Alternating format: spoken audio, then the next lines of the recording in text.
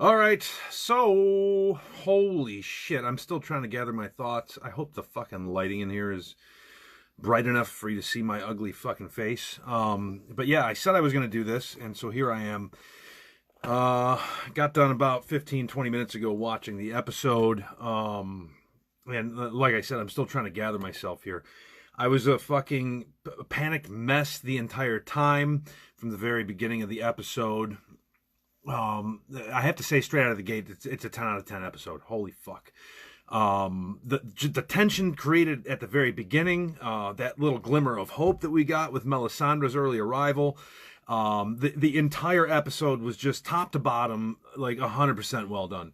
And I cannot get over what the fuck just happened. Like, I cannot get over the ending that we got, the way it went down. Like, there was a lot of predictions that I made that I was proud to say came true. I don't think I heard anyone predict what we just saw. Spoiler alert for anybody, this is a tough one because I made a big deal over Endgame spoilers in my feed lately, and I don't want to be a dick. That's why I titled the video "Spoilers." So if you're just jumping in and you haven't watched the episode yet, fuck off right now because it's about to get real spoilery. Arya fucking Stark, man. How I didn't hear anybody. I had my own predictions for her. I knew she would I knew she would have a big play, but I had no idea that it would be to that level. I thought she was going to die tonight, to be honest. And even at that very moment, I know I'm not alone with those of you. Like when the Night King had her in his grasp, I thought that was it for her.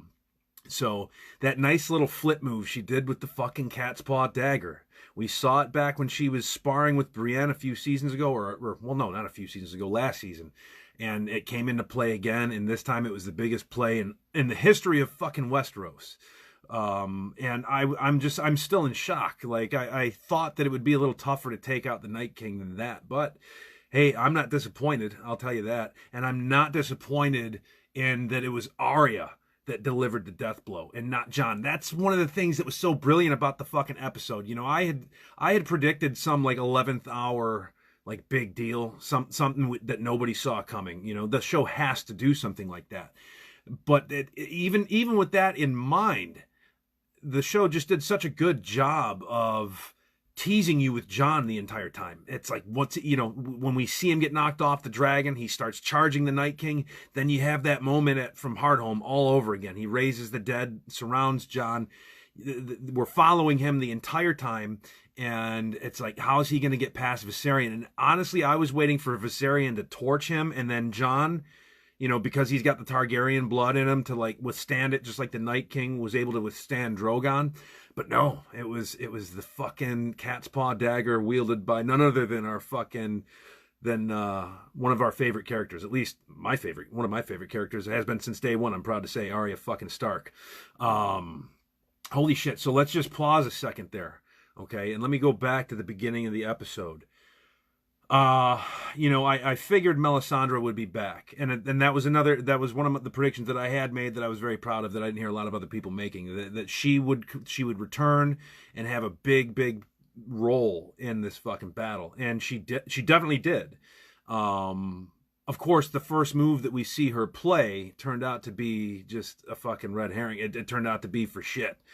But it was so well fucking done, because when she lit those fucking swords of the Dothraki, I mean, I knew it wasn't gonna save the day entirely, but I thought, okay, that's pretty impressive. That's showing us that she's giving them a fighting chance. And then just to see it snuffed out like that, when the fucking Jon, you can't see, you're looking into the distance, and that's another thing I liked. Miguel Sapochnik is, without a doubt, I mean, ever since I first saw Hardhome and I looked up who the fucking director for that episode was, and then we saw him again come back in Battle of the Bastards, bar none, this is the guy that directs the best episodes of the fucking series. And man, you're looking out into the distance, you're looking to the woods, that the dead are out there. But honestly, it's like, I didn't know what to expect, because last week when we saw the front line, it was all White Walkers. All right. They didn't show us any whites. And then when you see that fucking giant's foot just come up and like get ready to fucking stomp him, and god damn it, they fucking killed Ghost off screen. I'm glad it was off screen, but man, I did not want Ghost out there on the front lines. Man, that was such a fucking bum out.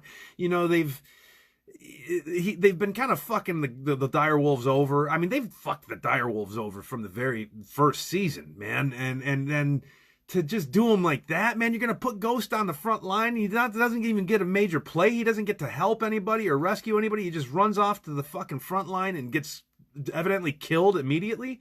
That's the one gripe I have about the episode. Fuck you, Dan and Dave. You fucking, doing Ghost like that. But anyway, again, I'm glad it was off screen. I didn't have the stomach to watch my old fucking buddy Ghost get torn apart by the fucking whites. We've seen enough fucking bloody mutilation of the direwolves. So I'm done with that already.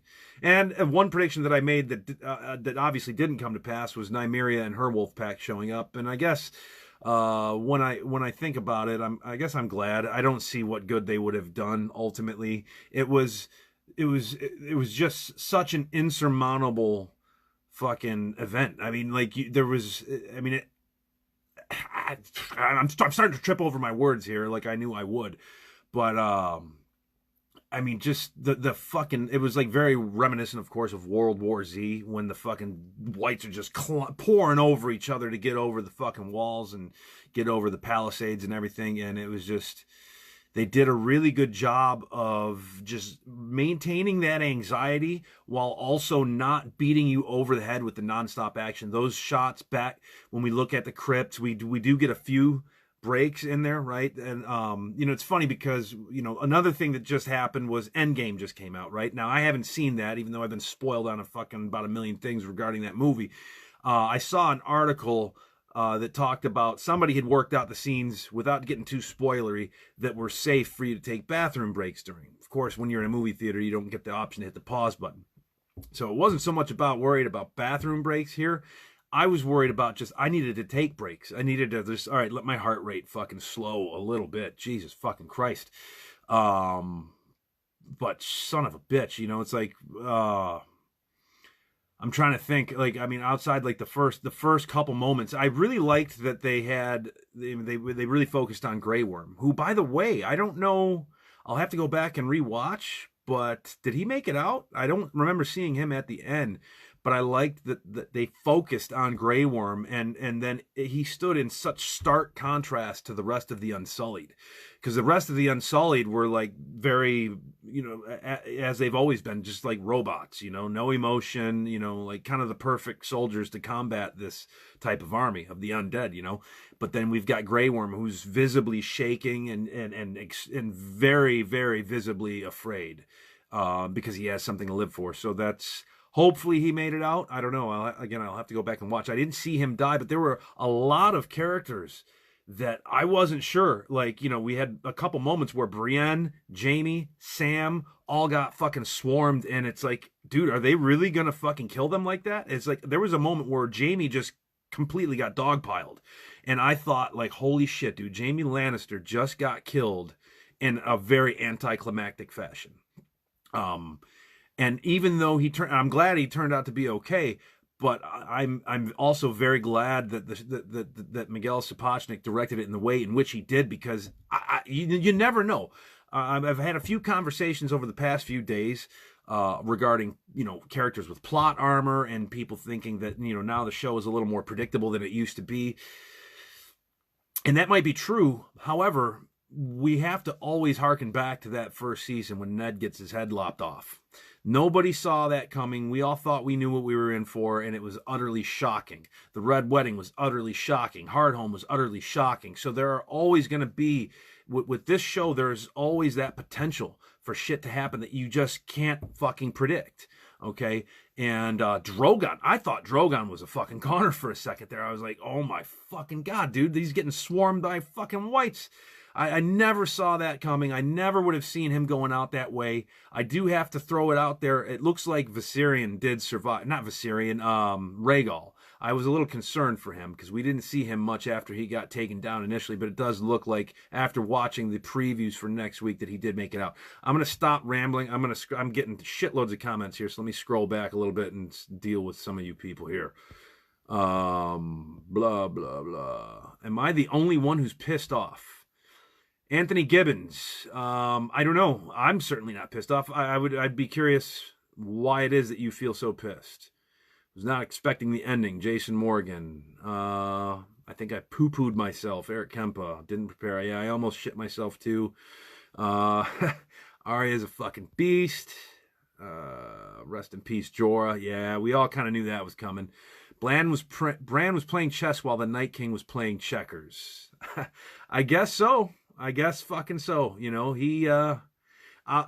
that's the one thing, man. Like, Bran's explanation as to what the Night King wanted last week. Man, I'm having a difficult time scrolling through these. I thought it seemed too cut and dry. If there's one thing that I'm a little bit miffed at, it's the fact that that's it. That's the end of the Night King's arc. That's the end of the story. The White Walkers are now all dead.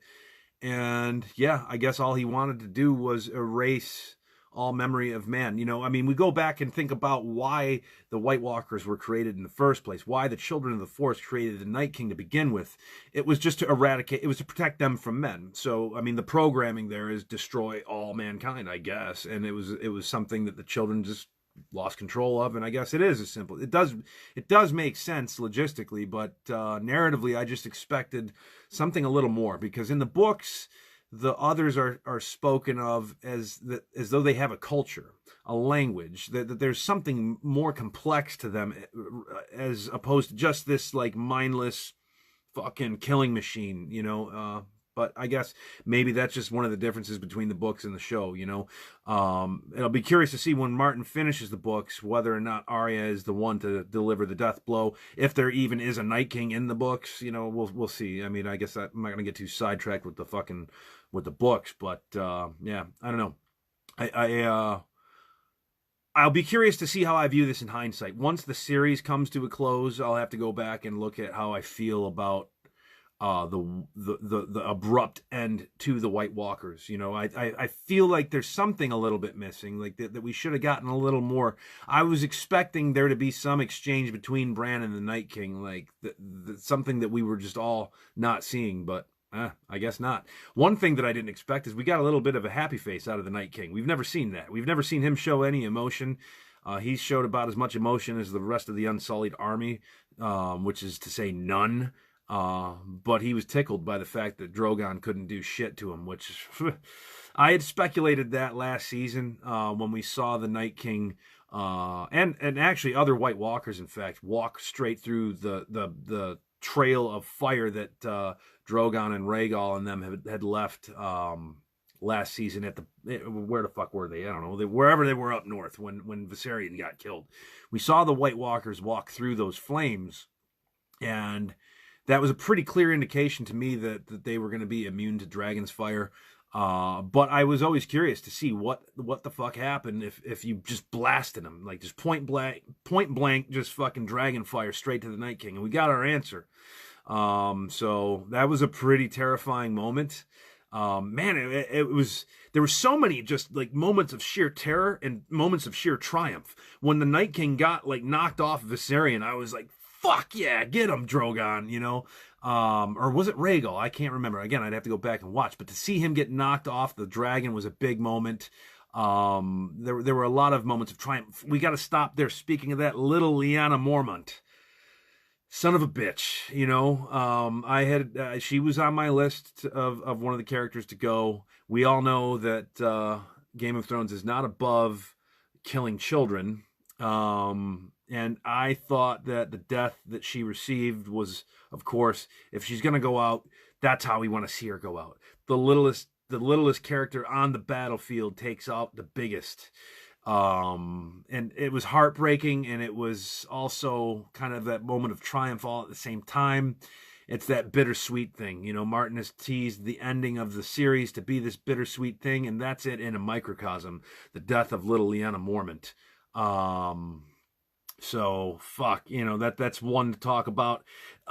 Two, my top two choices when we're talking about the death pool, Jorah, Theon, and they both went out pretty much as I expected them to. One defending the woman that he loves, one defending the child who he had wronged, and both of their deaths, well, they were the most predictable. They were both impactful, more so than I had anticipated, especially Theon's. I thought, that moment of the exchange that he had with Bran in the Godswood, where Bran tells him that you're a good man. I felt like that was more Bran than the Three-Eyed Raven, so it was nice to see that humanity out of him a little bit. And it was nice to see, look, Theon Greyjoy. This is someone who has gone through, to say he's gone through hell and back is an understatement. This is someone, I mean, the guy had his dick chopped off. He had his fingernails peeled off. He'd gone through more torture than you could ever imagine at the hands of one of the most vile and evil fucking psychopaths ever imaginable. So, what's an ice demon to him? And he fucking went charged and did what he had to do, which was ultimately, no, I won't say nothing. He couldn't touch the Night King, but man, he kicked some fucking ass in front of that fucking Godswood tree, right? He took out a lot of soldiers and did a lot more ass kicking than I expected from him. So he goes out in a blaze of glory. God bless Theon Greyjoy. The scariest scene was all the flaming swords going out in the distance. Yes, that's what I was touching on earlier when I was just like, oh, no. I mean, just the Dothraki, one of the most ferocious armies imaginable, just gets fucking wiped out in an instant. One swoop, they're all fucking gone. There goes all the Dothraki. That was gut-wrenching, man. And that set the tone for the rest of the battle, I think. Ghost is back in the next episode. Tim, I hope you're right. We did not see him die. That would be excellent. I'm with you. I'm gonna give you the thumbs up on that. Same thing. Jamie, you thought the same thing about her wolf pack. Yep. I feel like they left Grey Worm for you to wonder about. Yep. Grey Worm and Ghost. It's kind of fucked up that I'm like dreading the death of a fucking wolf more than I dreaded the death of a lot of people, but that's how it is. I'm in a shit posting group where we fucking post stuff where people and even fucking kids are getting mutilated all the time. But if you post a picture or a fucking video of a dog getting beaten, fuck you, you're a piece of shit. So that's just how people are, I guess. We like dogs better than our own kind. In your opinion, was it piss poor strategy with no plan Bs, or was it necessary to sacrifice much of their force to lure the Night King? Either way, they are not in a good position to go south. So many blunders. Yes, I would agree with you 100%. There was a YouTube video that I watched. I'll try to find it and link it in one of the comments here, where there was a guy who fucking laid out the perfect strategy. Everybody get behind there are different sectors to Winterfell, right? There are all these different walls that the dead would have to breach. So if you just put everyone behind the walls, no one on the front lines, and just dig fucking trench after trench after trench in different sections of the fucking keep, let the dead climb over, let them pile into the fucking trenches, and then just have Daenerys fucking bring Drogon in and just engulf all the whites in flame. If there's some White Walkers that manage in, you fucking hit them with the dragon glass and let them keep piling in and just wiping them out one after the other. And you seal the gates with all the dirt that you use to dig the trenches. You barricade everything. Even the Night King, as powerful as he and the White Walkers are, they're not Superman. They're not the Incredible Hulk. They're not going to fucking, just drill their way through those fucking walls. It was an excellent strategy, and it's a shame they didn't use it. But if they did use it, of course, we wouldn't have all the drama that we got. So it was Anthony Gibbons. It was a technically beautiful episode, looking stunning. It was intense and everything you want from a battle sequence. But if that's the end of the Night King, I'll be so pissed off. I hear you there. And that's kind of what I was getting to as well. It just seems, on one hand, kind of anticlimactic. That's it. Just the cat's paw dagger straight to his gut, and it was that easy. He goes down just like every other White Walker could go down, which is a little surprising to me. And it doesn't quite feel right, but I'm sorry, Anthony. I think that is the end. And if it's gonna be the end, I really do like it. I like that it was Arya. I like all the fucking, Melisandre. And you go back in hindsight, it'll be interesting to watch it from season 1, episode 1, all over again, with all this in mind. And you think about Arya's journey is one of the best of the entire fucking series, right? I mean, think about all the people she's been paired up with, from the Hound to Jaqen H'ghar to Syrio Forel to her brother, to everybody, Brienne, everybody that she's learned from. she's learned more than anyone else in this entire series, and it's this unlikely hero, this a little girl. I mean, not, I mean, you know, whatever. She's at least 18, I hope, after last week, but she's, you know, this one of the smallest combatants, yet she's the most lethal. And that trick, like I said, I love the fact that she used the same trick that she used against Brienne to actually take out the Night King. It's so simple, yet it's so fucking perfect. It's like, you know, you think of something like this, you know, not to get too fucking crazy off on a tangent, but we talk about the terrorist attacks of 9/11, right? You've got the big fucking towers, these giant constructions, and 2 fucking airplanes. Just not if you're fucking one of the conspiracy people, fuck off, right? You get what I'm saying. 2 airplanes crashed into. I mean, just thousands of people, fucking 2 mega structures gone. You know. You know, Penn and Teller did a bullshit episode on that very thing and took a needle. It's like something small and simple can pop this big, beautiful balloon, right? So that's how real life works sometimes. And if we know one thing, this is like fucking, the show's kind of like Lord of the Rings, but grounded more in reality. So I'm cool with it. The music made the episode even more epic. It always does, you know, fucking, I can never pronounce the motherfucker's name. You'd think I'd be able to, as in love with him as I am. But yes. Really surprised they sort of threw out the Azor Ahai plot.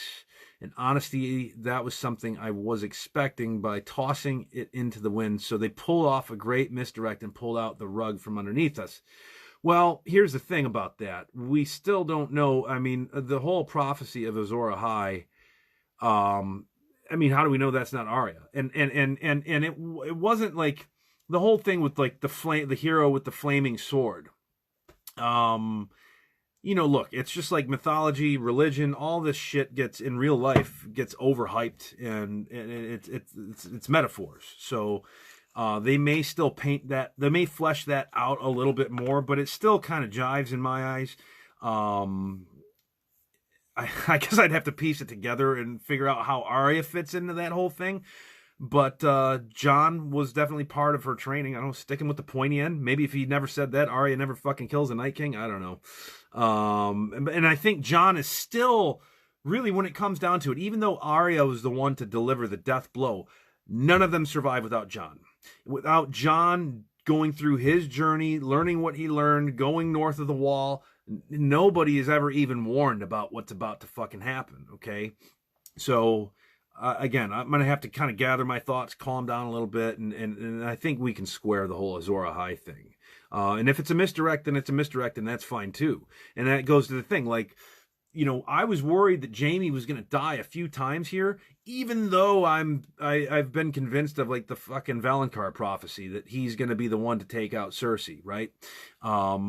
Just because there's a prophecy in the books or even in the show doesn't mean that it's necessarily going to come to pass. You know, prophecies are a lot of times bullshit, okay? LOL after last week. LOL Theon after last week. Yeah. Let's see. Was a little hoping for Benjen to come back. I honestly can't remember what happened to him the last time we saw him. He got swarmed by whites and fucking killed. So that's that for him, and, you know, that's all that would have happened to him this time. I mean, it would have been cool if he showed up, I guess, but I don't know. I think Jock was higher. Jock and Hargar knew that it was Arya's destiny, and that's why he kept pushing her. Very well, maybe. He may not be done. I mean, there's still a few episodes left. There's still maybe some more that... I mean... I don't know. I mean, we may see more of Arya's story get fleshed out yet in a lot of that. I mean, you never know. He might return. The next 3 episodes are all going to be as long as this one. They're all going to be roughly 80 minutes in length. So you got to imagine that there may be time for some of that. Okay, that's the end of the comments. I've never had that many comments in a video. I guess maybe I should wait for fucking big epic events like this every time I fucking do a video, right? So anyway... yeah, I was gonna say looking to next week, but man, there's still so much about what we just fucking watched. But again, man, my thoughts are just scattered all the fuck over the place. So I don't know. Next week I don't know what I expect next week. I'd have to go back and watch the trailer. But moving forward, I can say that Cersei's going to be a real bitch to deal with. I mean, their armies now, I mean, the Dothraki are all gone. One of the 3 dragons is fucking gone. I mean, it was gone before, but, you know, I think the vast majority of the Unsullied are fucking gone. So there's going to be a very depleted military force to bring with them to King's Landing. I do have to say that I think that the Golden Company, my prediction is the Golden Company is going to break their contract with Cersei.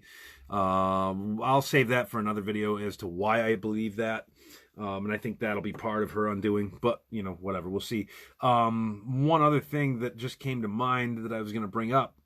The prediction about the crypts. That was another thing that I think it seemed too easy a prediction to make. Like, right? They're putting all the people in the crypts where all the fucking dead bodies are. That's the safest fucking place. And I guess in hindsight it was the safest place because the number of dead bodies to be resurrected down in the crypts was nothing compared to what was out in the field. But still, I don't know. I mean, I guess I was actually, there was a moment there when we saw Sansa and Tyrion backed up against the fucking, you know, the headstones or the statues or whatever the fuck. I know I'm not the only one that was thinking, oh shit, is this a double suicide? Is this, you know, they teased the whole love thing there where they kind of give each other that glance and talk about maybe they should have stayed married. You know, he was the best of all her suitors. I thought there might be that moment there that they both decide to end it. But, you know, in my heart of hearts, I knew that wasn't going to be the case. Tyrion's got to survive, especially, but so does Sansa, I think. They got to go deal with Cersei. That has to happen. So, yeah, but, you know, but again, I was certain of a lot of things, and this episode had me second-guessing everything. So, and that's really what made the fucking episode so great, more so than even the battle sequences themselves. You know, it looks like Tormund, Brienne, a lot of those favorite characters of ours are still alive and kicking. So I'm glad for that. We'll see what role they have to play. Hopefully, they don't get wiped off the map by Cersei. That would be even more disappointing in my eyes. But again, in the comments below, like I said, I'm gonna try to find a couple other links that I thought were valuable in terms of, you know, looking to the future and figuring out what's to come. But other than that, I guess that's about all I have to say. I'm going to go back and rewatch it. Maybe not right now. I don't know if my fucking, you know, even though I know what's going to happen now, I feel like it's going to add to the anxiety, and I got to go to work in the morning. So, anyway, thanks for fucking watching, everybody giving your comments. And I am going to, this time, I don't work overtime this week. So hopefully my proper episode review and, you know, future predictions video will be out before fucking Saturday before Saturday. So that being said, I'm going to see you guys later. Take it easy.